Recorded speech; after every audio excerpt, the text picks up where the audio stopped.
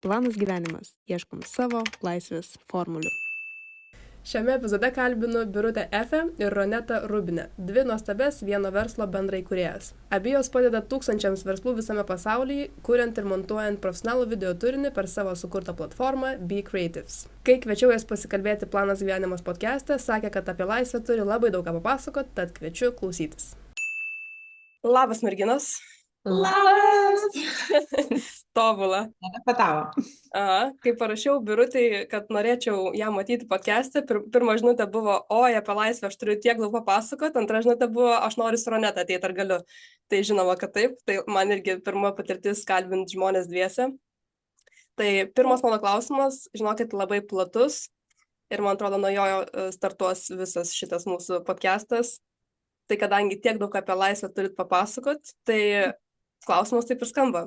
Ką apie ją turit papasakot? Kas tai yra? Prisišnekėjai dabar. Jo, čia labai iš tikrųjų platus toks dalykas, bet vat, kai galvom jau apie dalyvavimą šitam podcast'e, daugiau ir pagalvojau apie tą laisvę ir kaip aš ją suprantu ir kas jinai yra ir ką jinai man davė, tai iš tikrųjų labai viskas ir buvo statyta dėl jos norėjimo tos laisvės, kaip dabar suprantu. Kai prieš, kaip tik vakar su Roneta irgi prisiminėm, kai pradėjau dirbti ant visų projektų online, tai buvo norėjimas, kad būtų visa šeima kartu. Aš taip supratau laisvę. Aš turiu tokią istoriją. Tuo metu gyvenom Šiaurės Karolinoje ir mano mažai dukrytei buvo, dabar didžiai dukrytei buvo ten 3 metukai ir aš turėjau irgi naujagimį ir aš kiekvieną rytą varydavau į parką tokį. Labai fainą atsimenu ir aš ten kiekvieną dieną, nesvarbu kurio dienos metu eidavau, ten būdavo tokia šeima. Labai graži šeima, vyras, moteris ir 2 vaikai ir jie visą laiką tokie su tais vaikais žaidžia, viską daro. Tai aš matydavau tą šeimą pirmadienį po pietų, trečiadienį iš ryto ir man atrodė, čia idealybė yra. Tai visa šeima kartu gali auginti vaikus, būti present kiekvieną dieną. Ir čia tada taip ir prasidėjo ir aš vieną dieną, žinot, Amerikoje ten visai kitaip, nueini prie žmogaus, pasakai hi ir ten pradėti kalbėti. Ir aš vieną dieną išdrįsau ir priejau ir pasakiau, what do you do to have this? Taip tiesiai šviesiai. Ir ką atsakė? Jie tokie pasitaikė, labai faini ir jie labai tada su manim atvirai pasidalino, kai jie ten irgi tada čia prieš jau čia kokį 13 metų, 14 metų. Jie ten irgi bildino, statė ten puslapius, online irgi buvo kažkoks tai verslas. Ir tada jie man parodė, atvėrė akis, kad galima taip, kad gali kažką daryti, susikurti ir gali varyti parką antradienį ryte su vaikais. Žiauriai fainas jausmas, kai esi prekybos centre dabar, kad ir Vilniuje kur nors vidury dienos 100 šeimų, atrodo, nedirba, tai ką jūs veikia tada? Bet tai toks jau, tas nebėra toks, kaip čia dabar, ne? Nebenauja, nes ten iš namų dirba ir taip toliau, čia toks laisvesnis, bet, sakykime, prieš 12-14 metų, tai toks atrodavo, nors tu labai ten kažkoks jau esi išskirtinės, kad tu gali nesėdėti darbe, nes tada nieks nedirbo iš namų, visi jeigu dirbi, tai tu esi kažkur tai, arba ten labai jau kažką ten daug turi ir tau nebereikia dirbti. Įdomu, kad esate šiandien dviese, tai Birutė labai gražiai apibūdino savo laisvės supratimą ir formulę kaip šeima arba buvimas su šeima, kad ir 24/7. Roneta, kas tau tai yra? Man, žinai, aš tik dabar apie tai, irgi būtent pradėjau mąstyti taip racionaliau labiau tarsi, nes gal taip sėkmingai man pasisekė tiesiog, aš nuo pat mažų dienų labai laisva asmenybė buvau. Mano tėvai iš tikrųjų savo meilę man rodė būtent per galimybę visą laiką pasirinkti, turėti pasirinkimų, jie labai stengiasi man duoti galimybę pasirinkti vis kažką. Ir jie ir savo pavyzdžių, sakyčiau, visai rodydavo tokį gyvenimą galbūt ne pagal tokias normas, nebūtinai ėjimą į darbą nuo 8 iki 5, nes nei mama turėjo tokį darbą, bet jinai tada visą save atiduodavo ir aš matydavau ten nuo 8 iki ten 10 vakaro kartais jinai negrįždavo, nes tiesiog būdavo tiek įsitraukus, tėtis lygiai taip pat ir kažkaip aš būtent užaugau tokioje aplinkoje, kurioje galėjau būti laisva ir galėjau būti atsakinga ir galbūt net auginti tą savo atsakomybę ir leisti savo ypač kurti. Tai ta laisvė man galbūt ir visą laiką asocijavosi su tokia kūryba. Tai nebuvo menas mano galvoje, aš niekada nebuvau menininkė, dailininkė ir ten taip toliau, bet su kažkuo, ką galiu truputėlį gal padžestinti, pakeisti, pridėti kažką ir sukurti kažką naujo, kažkokią naują versiją. Ar tai būtų, nežinau, braškių pardavinėjimas pas močiutę kaime, kur aš kokį spiną uždėdavau, ten kokį ženklą gražesnį pasistatydavau, ar ten skėti kokį nors painesnį nusipirkdavau, ar tai dabar galvojimas reklamos kažkokios, kur galbūt kažką mačiau per teleką, kažką mačiau YouTube ir kažką sumiksuoti iš tų idėjų ir sukurti kažką visiškai naujo. Tai va, ir ta laisvė man iš tikrųjų labai tokia visą laiką buvo, visą laiką aplinkui, visą laiką šalia. Aš ją be galo vertindavau visą laiką. Tikrai nebuvo taip, kad turiu ir, nežinau, ego užsikėlęs iki dangaus ir čia aš ganėtinai, manau, darbščiai ir sunkiai visą laiką esu pasiruošus dirbti, jeigu reikia, kad gautų dar daugiau tos laisvės. Ir kai atsirado Birutė mano gyvenime, jinai tarsi buvo tokios kaip durys, kad viskas, ko siekiu, jau yra įmanoma, nes jinai jau tarsi tai turėjo. Ir va čia, man atrodo, labai gražiai susilipdėmės, nes man ta laisvė irgi yra galimybė paskirstyti savo laiką taip, kaip aš noriu, o ne taip, kaip reikia. Tai ar tai būtų su mano šeima, ar tai būtų su darbu, ar su draugais, ar vienai, galimybė turėti pasirinkimą, man va čia turbūt visą gyvenimą iš pradžių tėvai diegė labai aiškiai, tada pati stengiausi ir tada Birutė atsiradus toks tapo gaivaus oro gūsis toksai tarsi, kad viskas čia įmanoma ir čia važiuojam toliau ir plečiam dar viską, kiek įmanoma. Tai turbūt taip, jo. Nice. Dabar iš pirmų sakinių, kuriuos klausytojai išgirdo apie jūs, gavo tokių keywordų. Braškių pardavimas, Amerika, online, YouTube'as, video. Jeigu paprašyčiau jūsų savo arba kokiai nors kitai močiutei papasakot, ką jūs šiuo metu veikiat, be pasakymo jūsų verslo pavadinimo, nes kol kas mes tik tai jūsų vardus išgirdom ar ne, paskui pakalbėsim ir apie verslo vardus, ir apie kitus keywordus, darbštumą, buvimo šalia šeimos ir taip toliau. Jeigu močiutei papasakotumėt, ką jūs dabar veikiat, vienu sakiniu, kad jinai suprastų, ką jūs dabar veikiat. Esu šitą tokį pratimą darius iš tikrųjų. Gerai pasiruošęs. Dar eksperimentuoju, nes tai būna pasakai, vis tiek nesupranta. Taip, jau čia toks pats paprasčiausias variantas, kaip aš bandau pasakyti, tai priklausant nuo to, ar ten Facebook'o naudoja, ar Instagram'ą, ar YouTube'ą, ir klausiu tada, tai vat, matai YouTube'e video žiūrė, ne, kažkokius, tai mes ten juos montuojam, padarom juos gražiais video. Tu jau turi tą paprastą versiją, ar dar biškai sudėtingesnė. Kaip tavo skambėtų? Vilti ir aš labai supaprastinsiu šitą variantą, nes sudėtingiau dar sunkiai gaunasi. Aš sakau, kad Amerikoje yra verslai visokiausi. Ir jiems reikia socialinių medijų, ar tai va Facebookas, Instagramas, pasirodyti, ką jie ten daro. Tai va mes jiems padedam. Mes padedam jiems per video formatą kažkokį, ne per televizinę reklamą, bet socialiniai medijai būti matomiems labiau. O šitaip aš aišku. Bet būna daug klausimų po šito, tai aš panaudosiu tavo dabar. Video. Matai? Tai va mes jį padarom. Aš būčiau močiutę klausčiau, kas tas Facebookas arba Instagramas.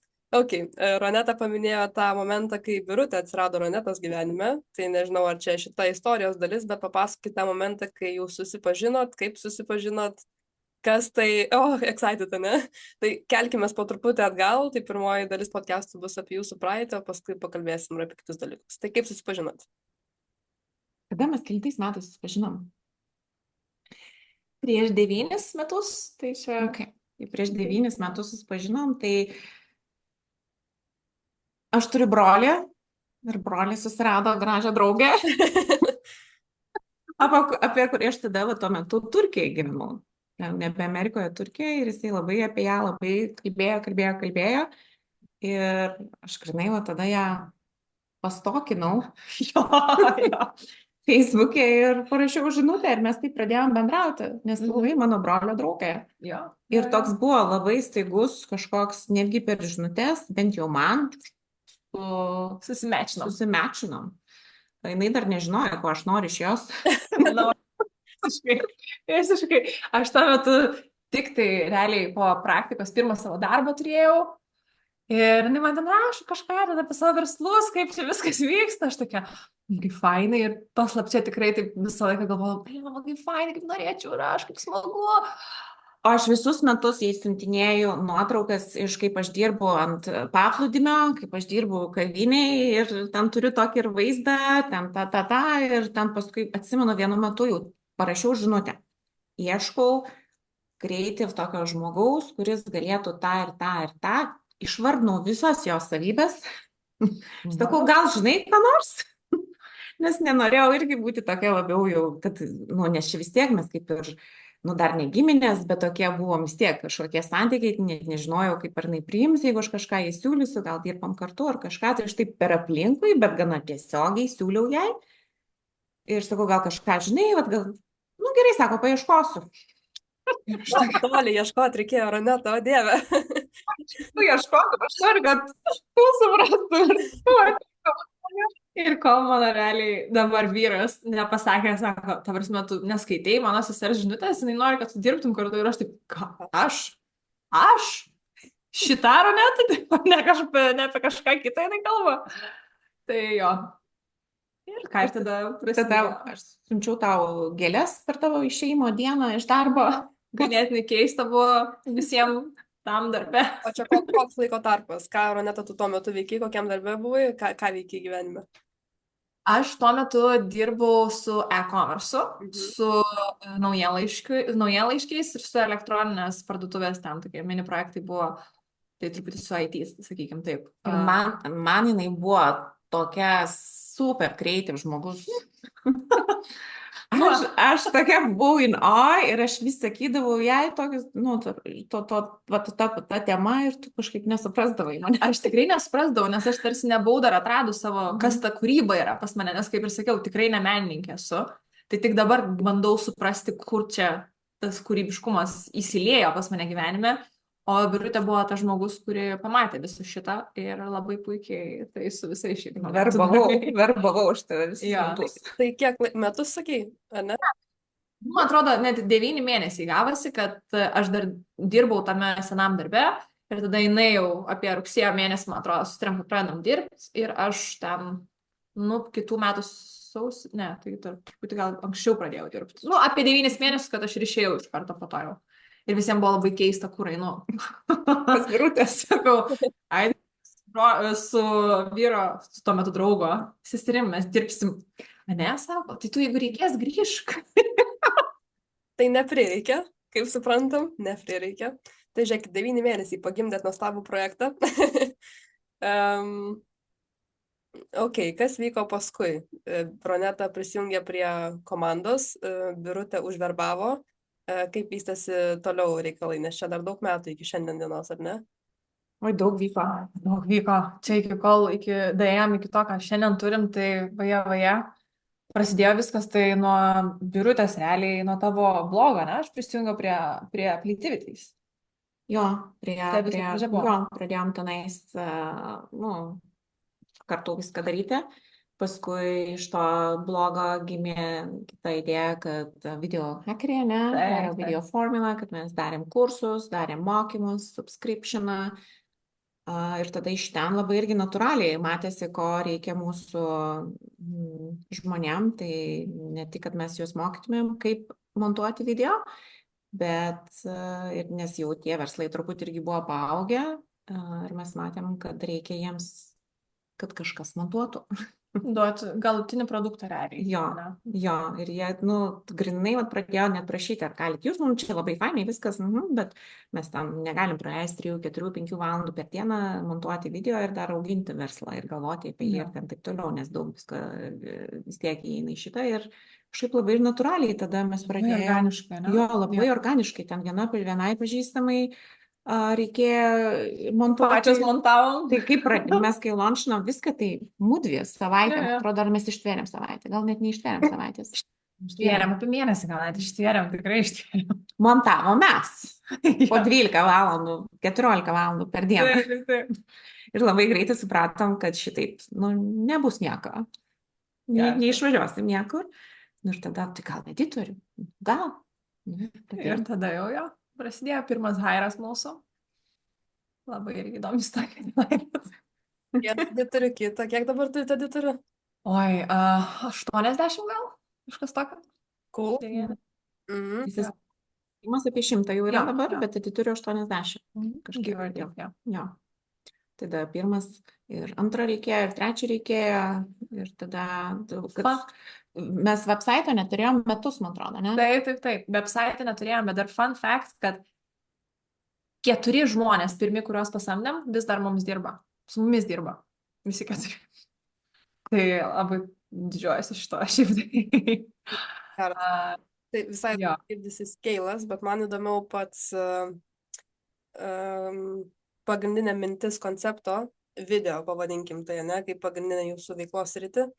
Kodėl būtent tai, čia aš linkstu klausytojam atsakyti klausimą, jeigu tai įmanoma iš jūsų istorijos perspektyvos, kaip išsirinkti tą idėją, kaip prie jos tikinti ir kodėl ta idėja būtent ta idėja. Tai kodėl jūsų gyvenime būtent video, o ne ten milijonai kitų variantų, ką galima daryti, kad savo laisvę pasiekti. Dabar, kai pasižiūrim atgal, per visą mūsų gyvenimą, tiek mano, tiek Birutės, visą laiką tai buvo šalia mūsų. Realiai, tavo vyras buvo obsessed Jo. about videos. Visiškai. Nedarė jų, bet Nedarė, obsessed. bet he was obsessed.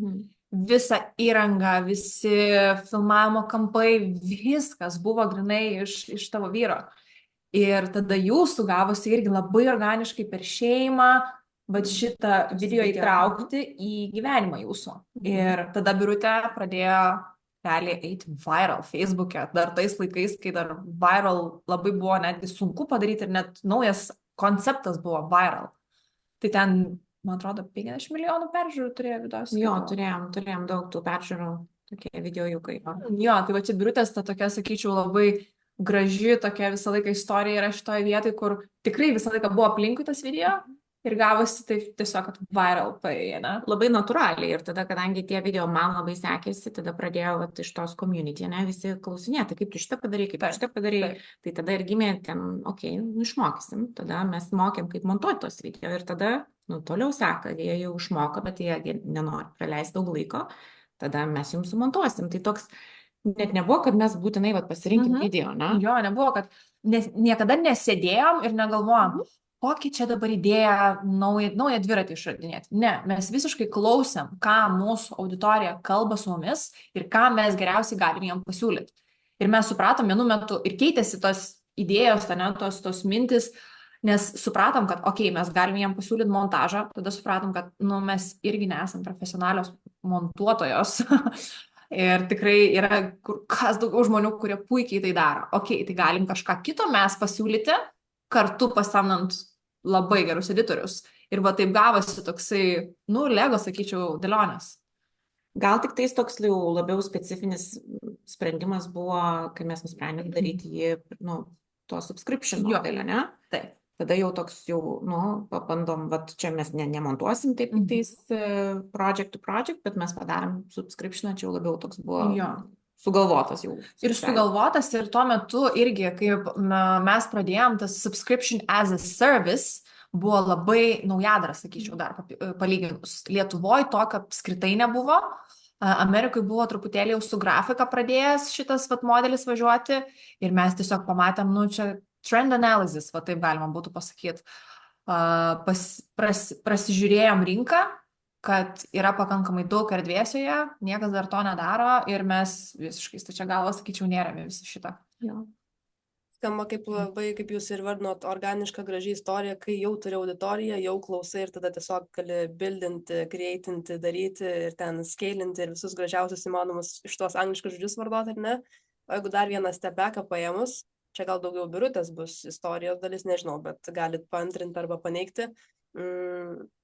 Turbūt vis tiek ne visą gyvenimą buvo video ir ne visą gyvenimą buvo mintis, kad kažką tokio darysim, ką dabar darom. Kaip tam žmogui, kuris net neturi dar, tarkim, auditorijos jūsų atveju, arba ten neturi idėjos, neturi minties, aplink kurią suktųsi visas jo darbas ir veikla, kaip išsirinkti tą stebuklingą momentą savo gyvenimą, aplink kurį gali lipdytis visą laisvę ir visą formulę ir visą save. Yra toks turbūt dažnas patarimas, kad daryk, ką mėgsti. Bet ir realybėje tai jisai nėra vis tiek toks labai tiesmukiškas ir labai lengvai gyvendinamas, man atrodo, ne? Aš dabar noriu, nežinau, Puzlės dėlios. puzlės dėlioti ir sukurti verslą iš šito. Ir tikrai įmanoma, turbūt, bet kažkaip labai jau tada reikia irgi, man atrodo, turi praeiti gyvenimo laikotarpis, ir čia labai susijęs su savo praeitim ir patirtim, kad tu turi kažkur praeiti tą etapą, kuris nėra susijęs netgi su tuo, ką tu mėgsti ar to, ką tu veiksi. Aš salesus, marketingą išmokau ne kažkur tai kažkokiam univere ar kažkokiuose kursuose ar nežinau, kažkokią knygą perskaičius. Aš salesus išmokau būdama padavėja restoranuose, marketingą išmokau, kai taksiste dirbau kariniai bazai. Nice. Ten irgi tą bendravimą ar ten kažką irgi supratau, kai aš valytoja buvau irgi namų ar ten man atrodo, kad tas mokymasis prasideda gana anksti gyvenime ir jį visą laiką reikia suprasti taip, kad čia yra dalis tavo augimo ir mokymosi. Ir tada jau kažkaip kantriai išlaukti to laikotarpio, kai tas natūralus toks ėjimas atsiranda. Jo, labai pritariu, iš tikrųjų nelaukti reikia. Man atrodo, reikia kiek įmanoma daugiau visko daryti ir bandyti, nes kol tu nepabandai, ir tos idėjos kartais jos, joms reikia svorio. Ir tas svoris ateina su kažkokiom būtent praktikom, su kažkokiu bent iš dalies paeksperimentavimu. Tai nereikia bijoti, nereikia galvoti, kad iš karto reikia padaryti 100% tobulą variantą. Reikia visiškai testuoti, failint kiek įmanoma daugiau įvairiausiose srityse. Ta prasme, kiek aš laiko darbo esu neradus, kiek aš esu kartu atleista iš tokių, net sakyčiau, darbų, kuriuos galvojau, kad atlieku labai gerai, bet nesuėjo ten vaibas irgi, iš restorano esu atleista buvus. Ar ten ir išvalytojas irgi esu atleista. Aš esu net nepriimta buvus. Tai bet kai tu eini į tas situacijas, tu save pastatai tas nepatogias situacijas, tu tiek ir dar gebi sąmoningai, labai svarbu, man atrodo, sąmoningai interpretuoti, kas vyksta, tada tu labai greitai pradedi mokytis. Nes tu nelauki, kad pamoka ateitų pas tave, tu tarsi neini į univerą ten, sužinoti, kokia yra marketingo esmė, bet tu marketingą matai visame kame. Tu video idėjas matai visur. Tai nėra tiesiog kažkas, kas, nežinau, ateina parašius į Google search ar ten ChatGPT pažipitynus. Tai čia toks labai, man atrodo, net nežinau, ar to galima išmokti. Toks, neįsivaizduoju pamokos, kur tai moko. Čia turi būti mentality, čia turi būti tavo toks, būtent mąstymo tipas. Nes tokius dalykus tu tik išmoksti per, kad ir kaip čia jau banaliai nuskambėtų, per gyvenimo pamokas, man atrodo. Ta intuicija tokia išsiugdyti, nes ir dabar mes, mudvi su Roneta, kodėl mes taip mąstom, ten kažkokiais atvejais, versle. Ir tu tai irgi turėjai labai daug patirties tokios skirtingos, kur išmokai jau ir bendravimo, ir salesų, ir ten kūrybos, ir struktūros, iš gyvenimiškojo patirties mes labai išmokom daug. Taip. Tai do it, fail it, and do it again. And again. And And And fake it. Čia mūsų buvo pagrindinis pradžioje, fake it till you make it. nuostabu. Aš dabar tiek daug klausimų jums turiu, nežinau, nuo kurio pradėti. Pradėsiu nuo sudėtingiausio. Roneta paminėjo nuostabų žodį sąmoningai.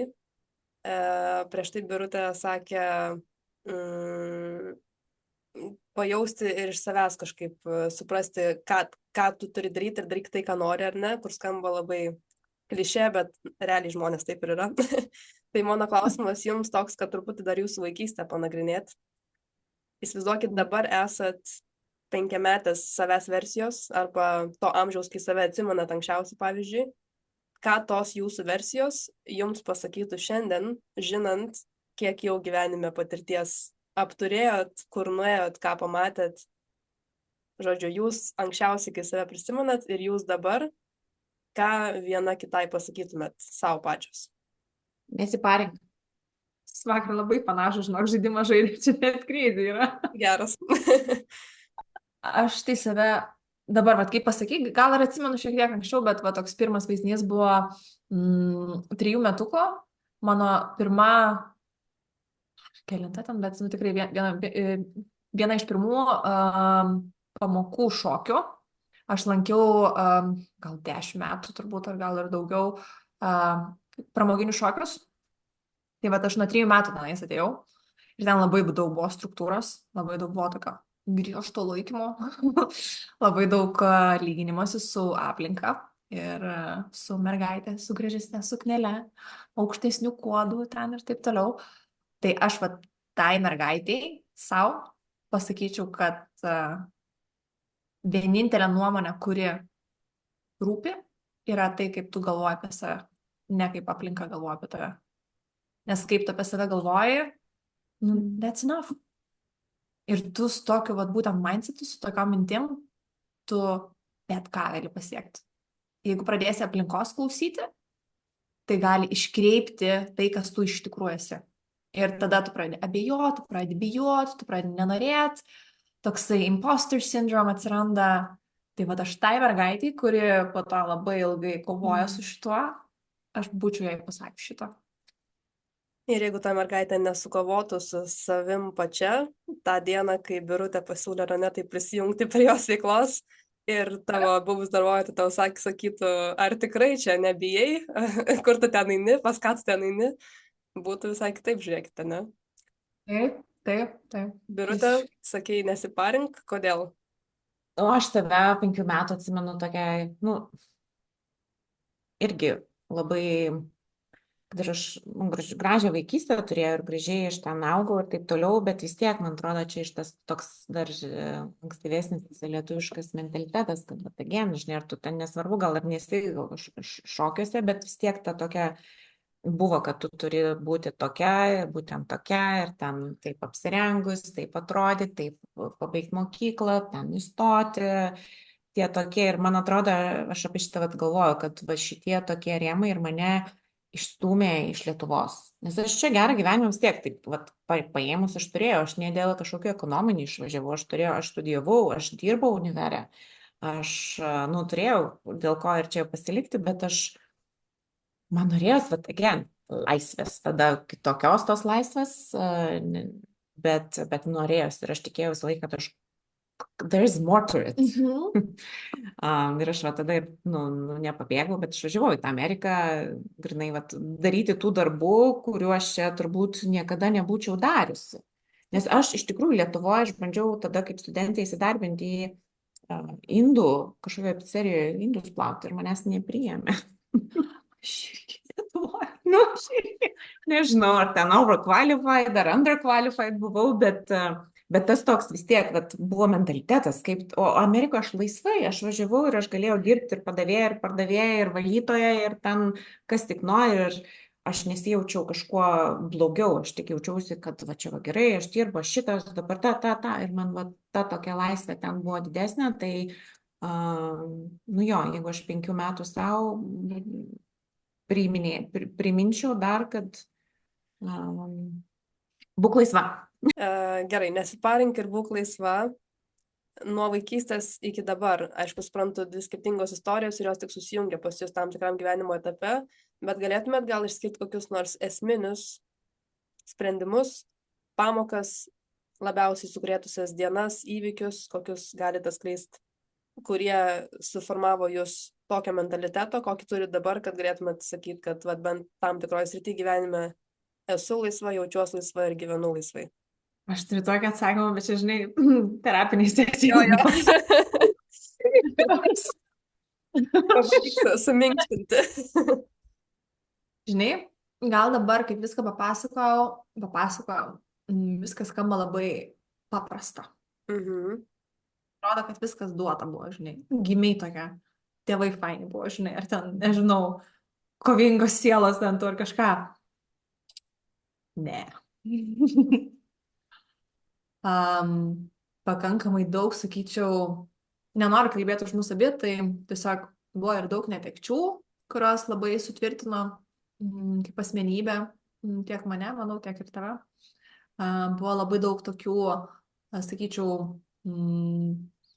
sudėtingų laikotarpių, kai negalėjau būti vaikas, turėjau labai greit suaugti. Ir tai, manau, viena ar kita prasme suformavo tą tokį mano mindsetą, kad imsiu ir pasidarysiu, ir galiu, ir noriu, ir daugiau. Ir kartu vat, tos laisvės siekimą, nes turbūt kaip vaikas truputėlį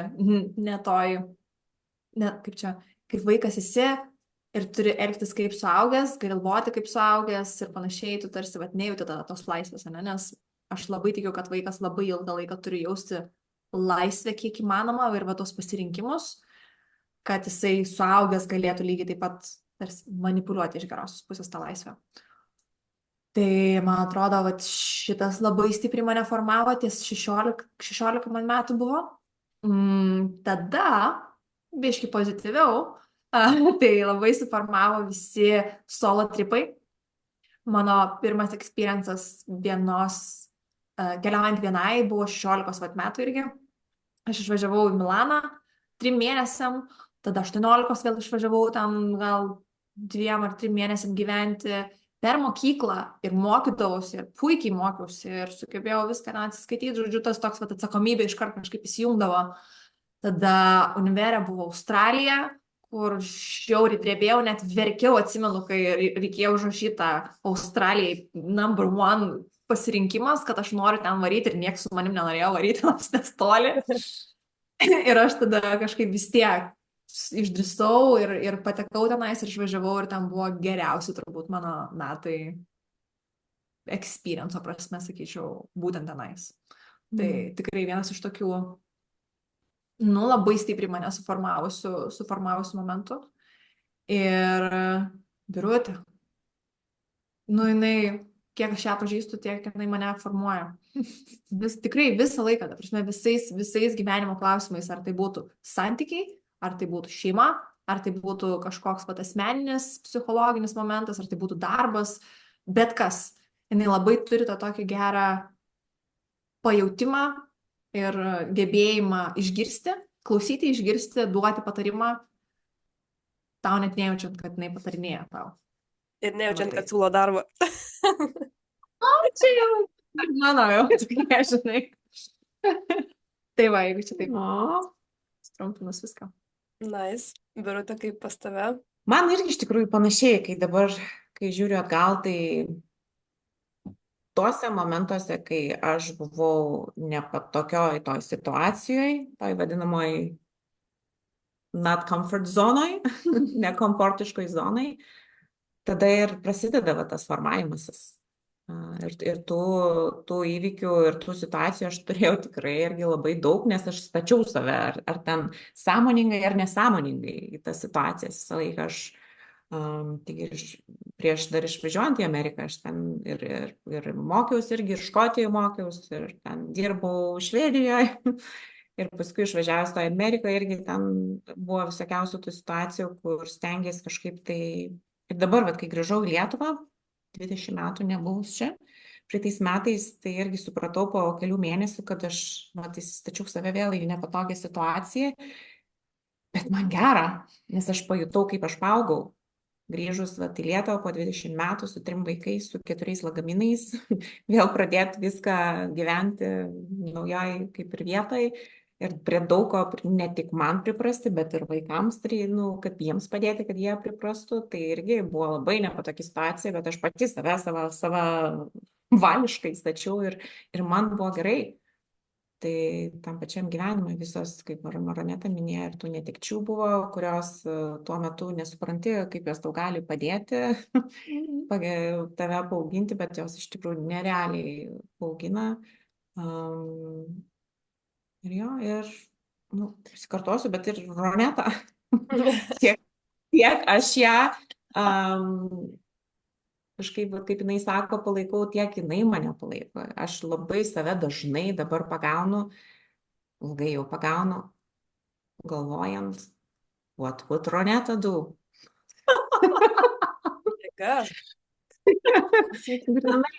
Ypač darbe, tai aš labai dažnai save pagaunu, ką Roneta šitą situaciją darytų, sakytų, rašytų, galvotų, na, aišku, neprarandi savęs, bet labai mes taip, man atrodo, taip dėl to ir Jo. nes tu galvoji, išgirsti mane, o aš irgi galvoju, kaip tu darytum, tai mes, man atrodo, toks mūsų duo ir labai gerai ir veikia. Aš gal vieną dalyką dar norėčiau pridėti, bet kalbant būtent apie tos duetus ir ieškai laisvės ir galbūt galvoji, kad vienas turi laisvę turėti, tai tikrai ne, manau, partneris ir gyvenime, ir darbe, ir visur yra žiauriai svarbu. Ir čia, nežinau, ar čia yra sėkmė ar kas, kad mes vieną kitą suradom. Nu, nesėkmė, mes žinom šitą. Čia jau davėm signalus visatai, bet labai svarbu yra tinkamas partneris ir iš pat pradžių, kai jau nusprendėm eiti kartu ir daryti verslą, daug kas klausdavo, o tai kaip čia bus, o čia, žinai, čia juk tavo draugas sesuo, o čia giminė, o tai kaip čia namana, ar čia nebus kokių nors ten pykčių, taip toliau ir panašiai. Ir dar vis sulaukiu iš tikrųjų tų klausimų, o tai kaip jūs taip kartu visą laiką, ar ten nesipykstat ar kažką. Ir mes dabar kaip žiūrim atgal, 9 beveik metai, ne, mes nesam susipykusios.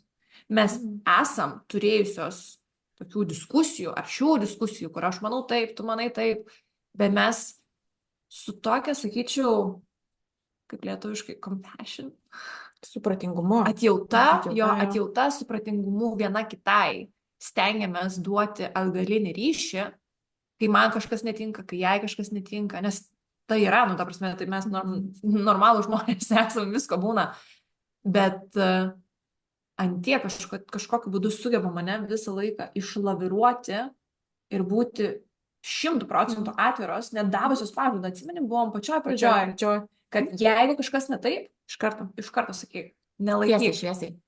Ir tas turbūt pažadas irgi ir mums labai ir padėjo išlaviruoti visą situaciją ir mes vieną kitą labai pažįstam ir dar toliau ir norim pažinti. Jo. Ir prie to labai mes irgi prisitaikom. Kai man sunku, kai man bloga, kai man ten kažkas atsitinka, tai taip automatiškai gaunasi Roneta viską perima, ne? Kai Ronetai reikia kažko, tai aš tada irgi suprantu, kad dabar šitą situaciją, tai taip toks ir gaunasi. Ir nėra niekada kažkokios skolos, kažkokio matavimo nėra visiškai, kad ten, jinai ten 3 valandas dirbo, tai ten man reikia 3 ar ten atvirkščiai kažkas, nu čia toks labai paviršutiniškas pavyzdys, bet neskaičiuojam. Ne? Tokio, nu jo, toks pasitikim turbūt labai viena kita ir tai tampa tokiu partnerystę, o ne, net nežinau kito žodžio, tokio. Manau, čia šitą dėl to, kad mes kažkaip, nu, čia labai gerai pasakysiu apie mus, bet mes visą laiką turim tą tokią, mes matom bigger picture, man atrodo. Net ir sunkiais momentais, ne? Jo. Toks visą laiką gyvenime matymas to didesnės ateities, didesnio šiaip tikslo, ne? Nesismulkinant į kažkokias mažas detalės, dalykus, ten tas supratimas viso šiaip dalyko, kad aš labai irgi to tikiu, kad darimas sprendimų ar kažkokių darbo vykdymas žalioj zonai, raudonoj zonai labai irgi efektina darbą, tai jau kai jau aš esu raudonoj zonai, perdodu vairą Ronetai, kai Ir Roneta atvirkščiai. yra atvirkščiai, tai va tas irgi padeda supratimas šito pavyzdžiui, ne, kad va, tai mes darysim savo blogą dalyką, jeigu aš leisiu jai daryti kažką, kai raudonoji zona yra. Taip. Tai šitas labai irgi padėjo mums pereiti visas tas netektis, kurias turėjom, visos problemas. Labai įdomus priedas gavosi iš Ronetos dabar apie šitą duetą. Aš norėjau irgi šitą komentarą priduoti, kad atrodo sėkmingas duetas, nes iki šiol, aišku, dar nedaug podcastų turėjom, bet visi kažkaip daugiau kalba apie solo. Jeigu sieki laisvės, tai sieki laisvės kažkaip solo, aplink save esi natūralu, vis tiek savęs nepamenant, kaip ir sakėt, ar ne. Jūsų gyvenime labai gražus, įdomus duetas, ta prasme, kad jisai atsitiko ir lyg ir, kaip ir sakot, lyg ir sėkmė, lyg ir visatai kažką iškomunikavot, kad reikia taip ar ne. Tai mano klausimas kitas su visata ir susijęs. Manifestacija, kaip žodis, žinau, kad jūsų gyvenime jisai arba vaidmenį užima. Tai papasakokit mūsų klausytojams, kurie galbūt net nelabai ką apie tai žino, arba žino taip kaip kažkokį tai su tokiu juodu pilku šydu uždengtą žodį, kur ai čia eilinė nesąmonė, neveikia ir taip toliau. Veikia, žinokit. Tai papasakokit jūs iš savo pusės, kaip jūsų gyvenime tai žaidžia ir kodėl. Aš tik galėčiau non-stop čia kalbėti. Atskiras podcastas, ne? Bet papasakosiu istoriją vieną, kurią iš tikrųjų daugam pasakoju, tai jau čia, kas mane pažįsta, žino šitą. Pačioj pradžioj, mes kai dar pradėjom dirbti ir kai mes absoliučiai nebuvo nei kažkokios ten reklamos, ar mes šiaip varėm iš to, kad mes turėjom iš savo dar networko tų klientų, ne, kuriems mes padėjom ir kažkurio momentu mes sakom, nu, okei, gal reikia biškai, mes ir daugiau tų editorių dabar turim, gal reikėtų daugiau tų klientų. Vis dar netėjo galą, kad reikėtų gal website susikurti. ne, gal. Bet tuo metu galvoju, reikia naujų klientų kažkaip čia daugiau dar, kad jau būtų, o ne taip iš lūpų į lūpus, ne, kaip mes tuo metu darėm. Ir aš tada jau buvau pradėjęs praktikuoti meditacijas po truputį ir aš atsimenu tą vieną popietę aš pameditavau ir su tokia, ta mano meditacija buvo labai paprasta, aš ją eidavau su tikslu kažkokią problemą turėdavau ar kažkokį klausimą, kurį norėdavau gauti atsakymą, aš eidavau ir pamedituodavau ir kažkas ateidavo. Tai būtent to meditacijoje aš ėjau su tokiu tikslu, kaip mums gauti naujų klientų.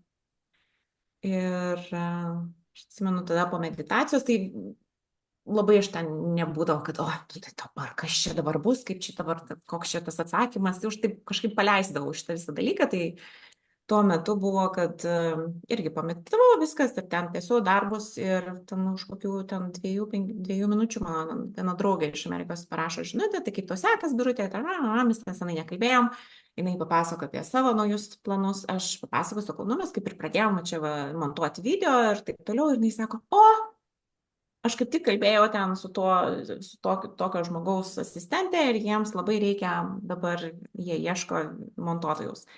Ir jinai per ten 2 minutės sudėjo mus į vieną grupę ir jisai ten buvo, iš tikrųjų jisai yra ten toks didžiausias vienas iš pradėjusių marketingą. Okay. Amerikai labai iš tikrųjų ten jisai populiarus, ypač čia prieš kelis metus buvo. Ir jis patapo mūsų klientai, taip va. Jisai buvo mūsų klientų 2 metus ir jis buvo vienas iš didžiausių klientų. Vien, kad aš taip labai randomly susirašiau su tokiu žmogum, kuris neturi nieko bendro iš tikrųjų ir jinai mus sujungė su kažkokiu kitu žmogum. Tai vat, aš labai tikiu tą tokią kažkokią intelligence, kuri yra ne knygose, ne kursuose, ne kažkokiuose mokymuose, o čia va. Ir mes ją tik tais uždegėm su kasdieniniais rūpesčiais, galvojimais, parinimais, kaip čia, kas čia geriau, bet dažniausiai tai va tokie, ir aš turiu daugiau tokių istorijų, kurios yra va nepaaiškinamas, kodėl mes padarėm būtent tokį ar kažkokį sprendimą. Tai va. Aš galiu pridėti dar truputį, gal tada nesakėne, kaip tiems, kurie visiškai nieko nežino apie manifestavimą ar ten galvoja, kad čia kažkoks keistas vūvų dalykas, tai aš į manifestavimą žiūriu dar paprasčiau, sakyčiau. Man tai yra labai aiškaus tikslo turėjimas ir savo priminimas apie jį visą laiką. Ir mes nuo pat pradžių aš net atkaščiau knygutę, kurioje esu kiekvieną puslapį, kiekvieną dieną rašydavau, parašius, kiek noriu uždirbti. Man finansinė laisvė buvo labai labai svarbi. Ir aš būtent toj knygutėj visur tą patį sakinį, tiesiog kiekvienas lapelis užpildytas yra. Taip, bet ta prasme, ir daug tokių būtent momentų yra, kur net ten mano, nežinau, tam tikri reminderiai iškrenta kas kažkiek laiko su tam tikrom formuluotėm, kad priminti savo, link ko aš judu. Ir tada taip pasąmoningai tu programuoji save, kaip daryti tam tikrus veiksmus, kad tu nueitum iki ten. Nes jeigu tu nežinai, ko nori, tai tu toks plūduras truputėlės ir toks biškutį ten pasidarai, gal biškutį kitoj vietoje ir ta laimė tada taip sunkiau ateina. O kai tu tiksliai žinai, kur eini ir dar įvertini biškutį ir tą kelią, kuriuo eini, tai mėgaujasi procesu. Tai va, ta manifestacija tokia magiška ir galbūt. Tai va, jo. Nes tu manifestuoji tą, kas skleidi, tą, kas tu esi. Tai manifestacija gali būti ir aš kaip tik labai įdomi, kad tu klausi, nes aš taip padarau kas kelis gal mėnesius, sakykime, aš turiu tavo tam tą knygą ir kurioje taip ir rašinėjau, ne? Tai va šiandien iš tikrųjų ir netgi apie tai rašiau, kad kas aš dabar esu, kaip aš dabar jaučiuosi, priklausoma nuo to, kas mano gyvenime yra. Ir aš perreflektuoju viską ir pasižiūriu, dabar šitas dalykas yra dėl to, sakykim, kažkoks negeras, ne? Dėl to, kad aš turbūt vis dar taip jaučiuosi. Tai ir bandau tam kažką taisyti ar kitaip pasijausti, kad pritraukti tos dalykus, kuriuos kaip tu sakei, nori. Ir tai gali būti irgi netgi paprasti dalykai, ne? Aš irgi rašau kiekvieną dieną, kad mano tie, kaip čia lietuviškai, intentions. Aš jas intencijom vadinu, bet čia nėra lietuviškas žodis. Intencijos, bet irgi, žinai, nebūtinai mes visą laiką galim labai jas didelės turėti. Aš noriu, kad šiandien podcastas mes labai laisvai jaustumės kalbėti, ne? Ar aš noriu, kad šiandien, aš šiaip labai šiandien jausčiaus labai pasitikinti savimi, ne? Tokių irgi prieš darant veiksmą netgi duotis tokią mažą intenciją. Aš turėsiu darbo pokalbį, aš taip Aš tas kaip svarbu. Gerai jausiuos per darbo pokalbį, laisvai.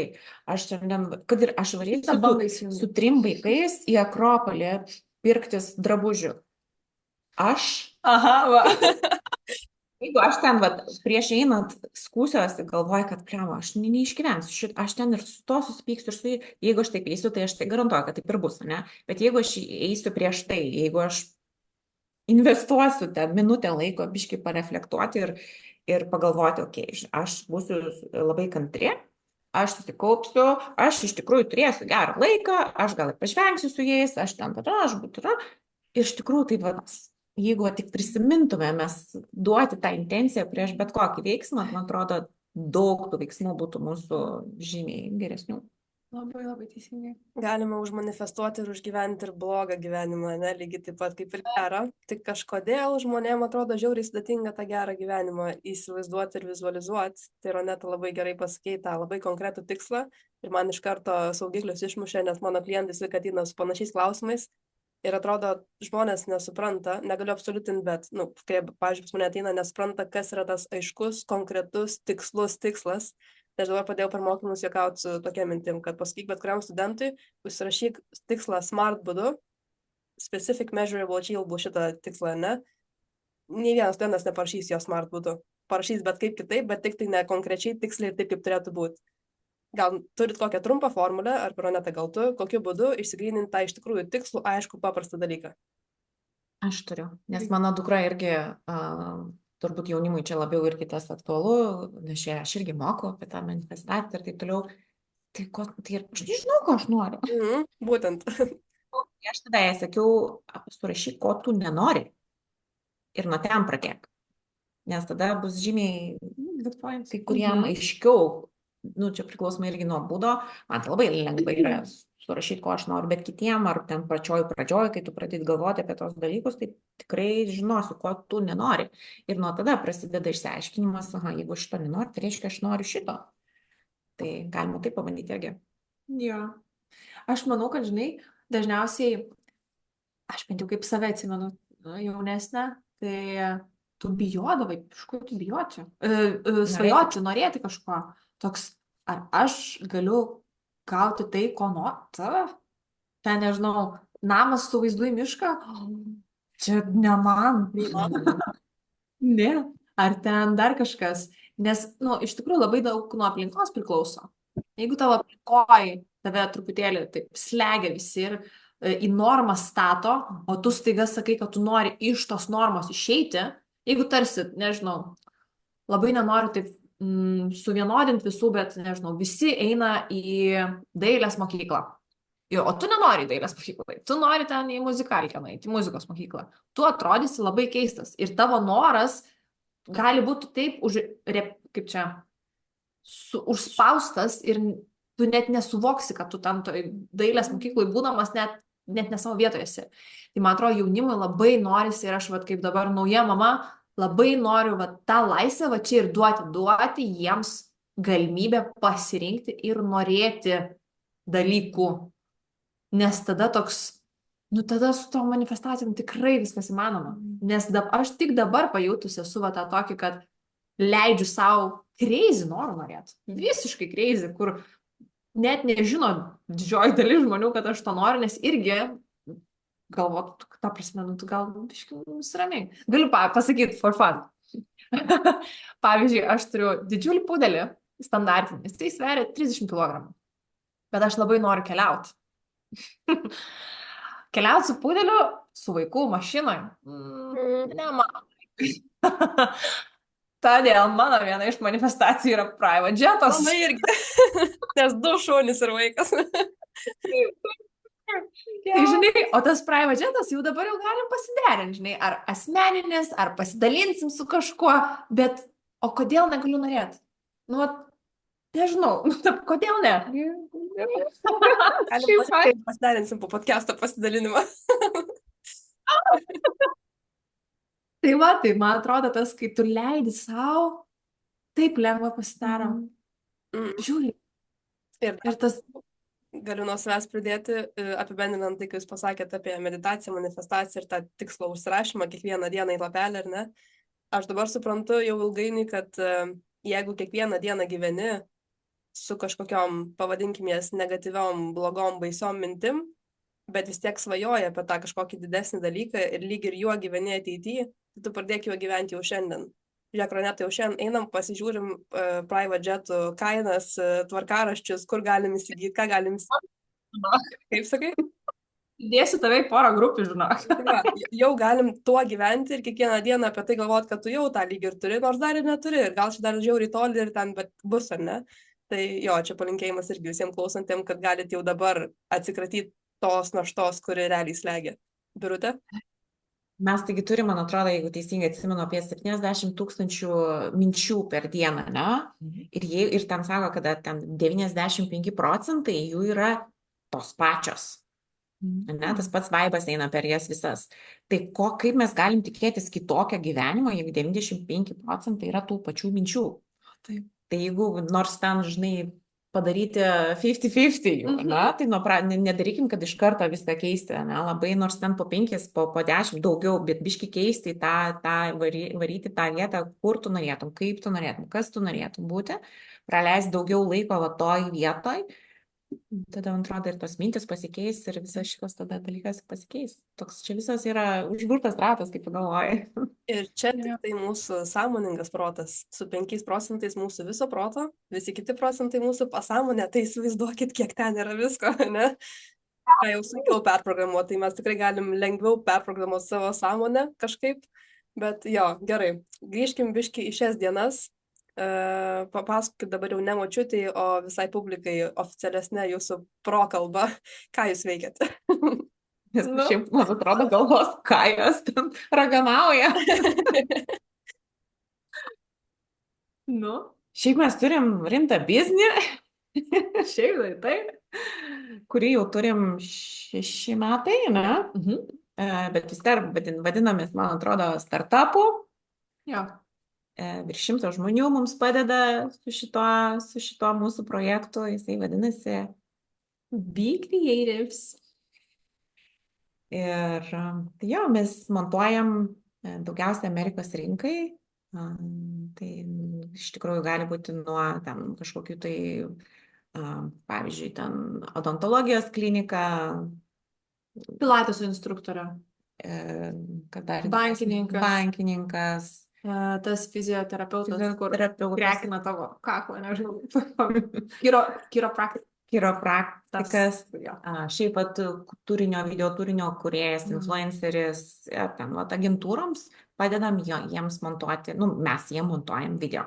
Jie mums atsiunčia tuos failus ir turim savo užsibildinę platformą labai fainą. Ir jie ten viską daro ir mes montuojam ir siunčiam atgal. Subscription based. Subscription modeliu, jo. Tobula. Turint šitą paveikslą jau šiandien, atsiribokim nuo jūsų vaikysčių ir ten praeičių, ar ne, šiandien veikia tai, ką veikėt, koks jausmas būti laisvom? Man laisvė dabar šiuo metu yra, nes aš esu vieniša mama su 3 vaikais ir man laisvė, kad aš galiu vaiką savo vežti į turnyrus, kada reikia, aš galiu į treniruotės vežtis, aš galiu iš mokyklos bet kada pasimti. Aš irgi galiu trečiadienį sugalvoti, nes paaugliai dukrai sunki diena, aš galiu ją pasimti iš mokyklos ir važiuoti kavos gerti, nes reikia praleisti kažkokį 1-ant-1 laiką su ją. Man čia yra didžiausia laisvė. Kad aš galiu vis tiek ir auginti vaikus ir jiems gan būti vis tiek gana tokia available, padėti jiems visokiais dalykais. Man čia yra šito aš ir ten noriu. Ten visi kiti dalykai, aišku, irgi svarbus, bet šitas pats pirminis laisvės supratimas man. Tu realiai nuo čia ir pradėjai. Nu, ta prasme, būtent čia ir buvo. Dėl šito ir pradėjau, jo, iš tikrųjų, taip. Geras. Tau be pasakojant, tai labai irgi relatinu, ypač dabar jau, kaip atsirado leliukas. Tai toks irgi galimybė būti su juo, kada noriu, kiek noriu. Ir būna dienų, kai tu atsikeli, ypač moterį, manau, hormonai ir visa kita, tikrai būna dienų, kai tu nieko nenori daryti. Tu tiesiog negali ir tu eini per prievartą tam tikrus dalykus, ar tai į darbą eiti, ar ten į parduotuvę, ar ten kalbėti su žmonėm, ten taip toliau ir panašiai. Man labai svarbu būdavo išlikti teisinga savo ir išgirsti save ir savo vidų. Ir aš dabar tai galiu daryti, nes turiu būtent tokią susikūrus savo dieną, savo rutiną ir tokį darbą turiu, prie kurio galiu prisitaikyti. Aš galiu nedirbti penktadienį, if I don't feel like it. Aš galbūt padirbsiu sekmadienį, nes man užeis ten kažkokią frequencies, ten saulė gerai šviečia, fantastiškas pasivaikščiojimas lauke su leliuku ir šuniu, aš grįžtu, bomba. Ir man šito visą laiką labai trūko. Visuose kitose darbuose, kur bandydavau, mane atrodydavo, įstumia į kambarį, uždaro duris ir dabar viskas, daryk, ką turi daryti geriausiai. Tai per šitą tokią laisvę aš dabar jaučiu per Be Creatives, tai atėjo su tuo. Tai jo, ir jinai persiduoda ir į namus, ir į santykius, ir į darbą, ir į draugystės, ta prasme, santykius su draugais. Ir tas, žiauriai mane kaip žmogų pradėjo auginti neįtikėtinais greičiais. Aš pradėjau dar labiau formuotis į tokią asmenybę, kokia noriu būti, kokia noriu užaugti. Ir dabar dar tai žinant, man tai padeda dar labiau būti motyvuotai užauginti dar vieną asmenybę tokią šalia. O dar ir dar. Tai toks ne tik tai vaikai, bet ir, pavyzdžiui, bendradarbiai mūsų. Mane be galo motyvuoja jas truputį pasukti į šoną, galbūt parodyti kokią knygą, kuri manau, kad gal visai nieko būtų, nes kažką girdėjau kalbant, išklausyti kartais tiesiog, nes aš turiu tą laisvę, man nereikia būtinai sėdėti prie Excelio ar ten prie Notiono kiekvieną dieną, kad aš galėčiau būtinai atlikti tam tikrus dalykus. Man kartais užtenka būtent turėti galimybę pašnekėti su kažko ir jam padėti kažko. Tai man čia yra laisvė. Šiuo metu. bandžiau piešti paveikslą. Birutė, kaip tu ir pradėjai pamatyti tą šeimą, kuri vidury dienos su savo vaikais, to ir užbaigiai savo jausmo įvardinimo.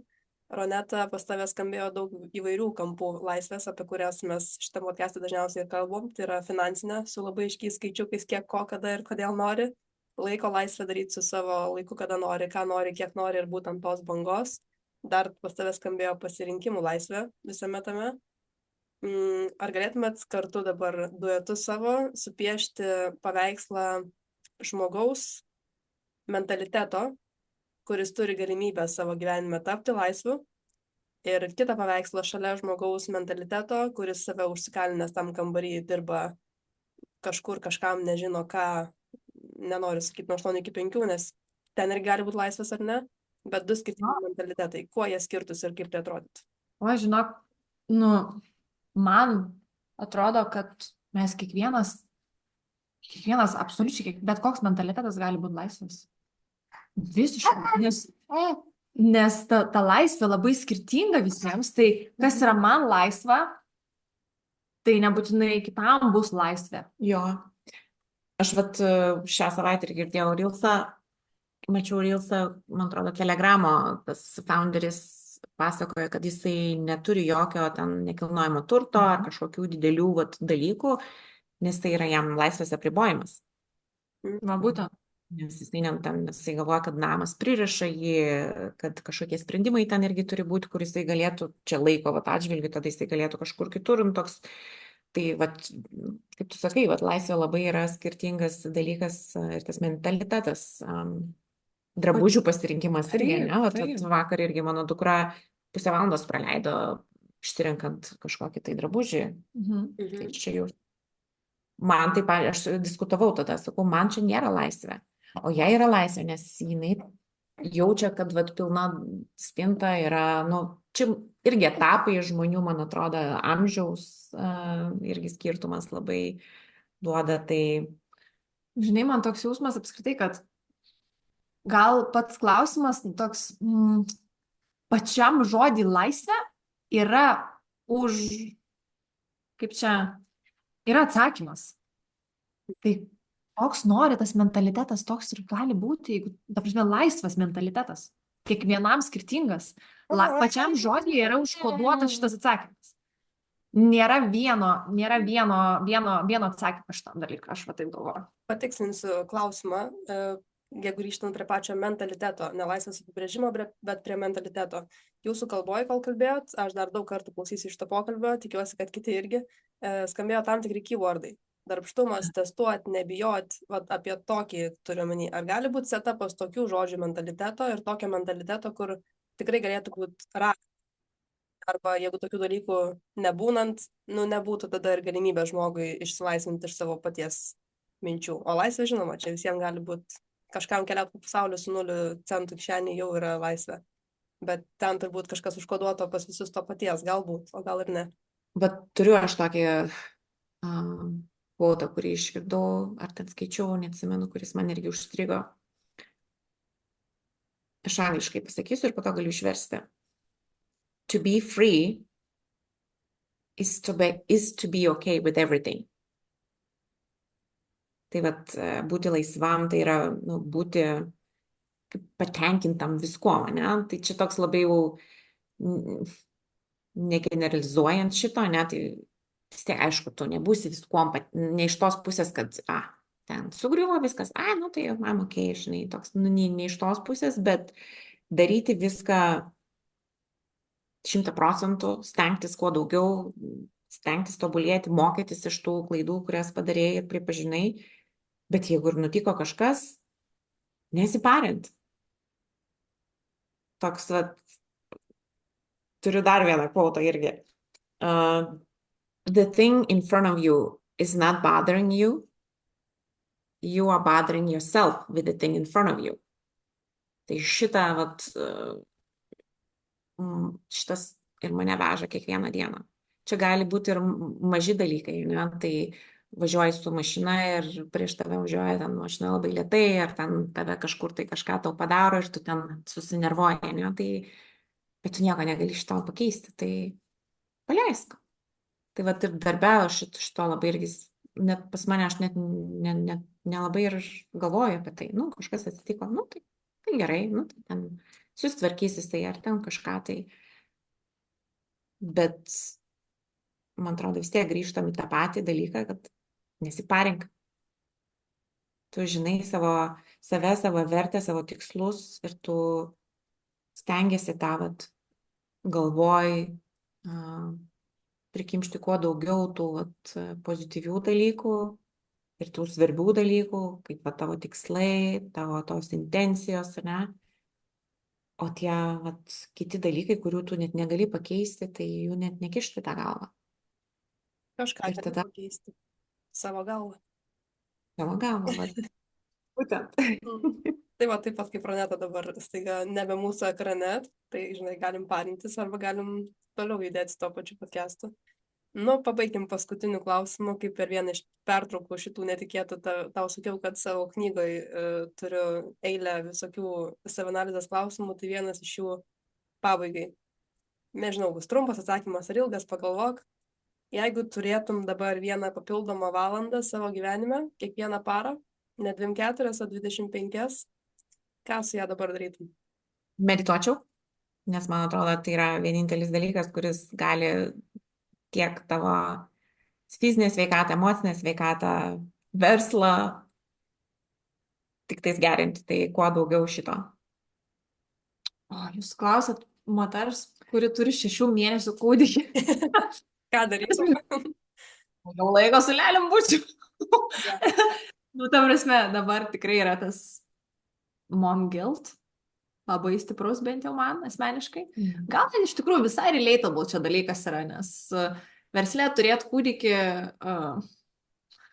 galbūt nėra ir taip madoj, galbūt nėra ir taip lengva, bet visi, kas nori, man atrodo, randa būdų. Ar ne, Dovilė? Tai jo, yra tas mom guilt, bet su ta ekstra 1 valanda eina savo, aš jaučiu dar daugiau laukia būčiau. Geras. Ta prasme, dirb daugiau nedirbčiau, jeigu su kūdikiu, su sūnum savo galėčiau ir taip daug laiko praleidžiu, tarkim, nusiimu tą mom guilt, jos nebėra, tai laukia.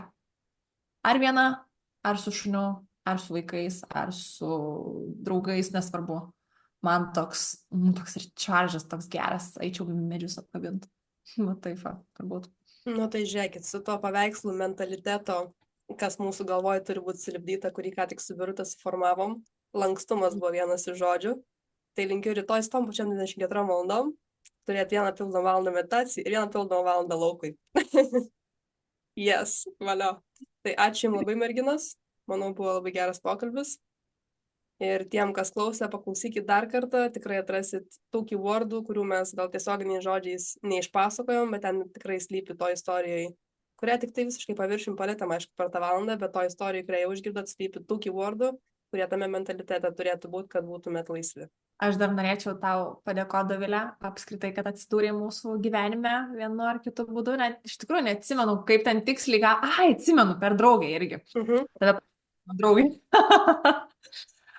Bet nuostabų dalyką darai, labai kilnų, nes žmonėm, kurių galvose chaosas, sustatyti juos į bent kažkokią struktūrą, ne įdedant jų į rėmus ir į dėžę, tai netaikant vienodos sistemos visiems, yra žiauriai sunkus darbas, bet tu labai gražiai gebi būtent prisitaikyti prie kiekvieno. Ir aš tikrai galiu sakyti, kad mane labai stipriai palėtė, aš vis dar naudoju tavo metodikas, kiek ten jos man išeina, tavo naujienlaiškiai yra Dievo susti, ta prasme, žinau. Mes cituojam juos. Aš persiuntinėjau savo hebrai, pininu, žinai, CC pridedu, žinai, savo bendradarbius, parašau kam paskaityti, jeigu reikia. Čia tau sakau, žiūrėk, būtinai. Tikrai nuostabų darbą darai ir tikiuosi motyvacijos tau netrūksta. Žinau, kad už tų naujienlaiškių prenumeratorių ir už tų klientų tavo slypi tikri fanai ir aš tikrai esu, mes esam tikrai vieni iš jų. Fangirls. Tikrai. Jo, paremia. Man tokiai nestruktūriškai personai, tu, kai atėjai ir padėjai man gauti, bet netgi gauti tą valandą ekstra laiko, kur aš netgi iš pradžios, atsimenu, po pirmo pokalbio su tavimi net tokia pikta buvau, kaip čia man tos struktūra, rėmai, bet tu taip sugebėjai girsti mane ir prisitaikyti, va, kaip tu sakėjai, ir parodyti man, kad aš galiu kitokiais truputį būdais, tai čia man buvo Tobula. Ačiū labai, Liginas. Susimatysim dar tikrai ne kartą gyvenime. Tai turim dabar žiūrėkit dar daugiau bendrų temų su private jetais. Dėkoju. Dabar tikrai pažiūrėsiu dar 10 kartų šitą pabaigą, kad prisiminčiau, ką darau. Labai gerai. Planas gyvenimas kalba apie asmeninį produktyvumą ir projektų valdymą komandose, o šis podcastas yra galimybė mums visiems, besiklausant kitų žmonių laisvės formulių, atrasti savo planą gyvenimą.